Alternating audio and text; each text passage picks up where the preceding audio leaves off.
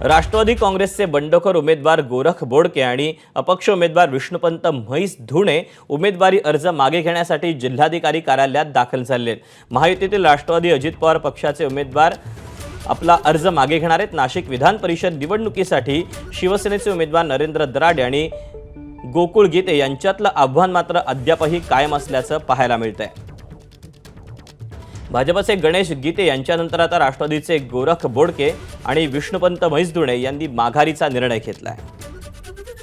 Update जाणून घ्या। शुभम बोडके आपल्यासोबत आहे। शुभम, क्षणाक्षणाला नाशिकमधनं अपडेट येत आहेत। या अपडेट नंतर आता नाशिकमध्ये काय समीकरणं पाहायला मिळत आहेत? नक्की दीपक, आपण जर म्हटलं तर नाशिकमध्ये मोठ्या प्रमाणात हाय व्होल्टेज ड्रामा जो आहे तो सुरू झालेला आहे। गीते बंधूंचं जे आव्हान आहे ते महायुतीसमोर होतं, मात्र गिरीश महाजन यांच्या मध्यस्थीनंतर गणेश गीते यांनी माघारीचा निर्णय घेतलाय। मात्र गोकुळ गीते याच्यापासून नॉट रिचेबल आहे। गोकुळ गीते यांच्या सोबत चर्चा करून मी निर्णय घेईल, त्यांची समजूत काढेल असं गणेश गीते यांनी म्हटलं आहे। मात्र या सगळ्या संदर्भात जर बघितलं तर राष्ट्रवादीकडनं देखील गोरख बोडके आणि विष्णुपंत म्हैस दाखल केलेला माघारीचा निर्णय घेतलेला आहे। स्वतः शिवसेनेचे नेते उपमहापौर विलास शिंदे हे त्यांना सोबत घेऊन आलेले आहेत।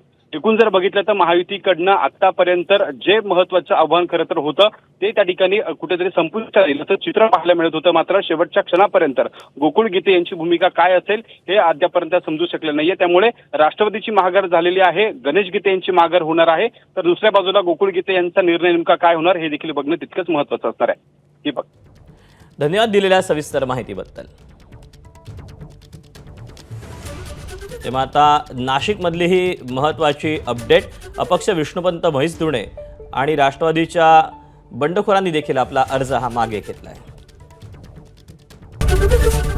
एबीपी माझा, उघडा डोळे बघा नीट।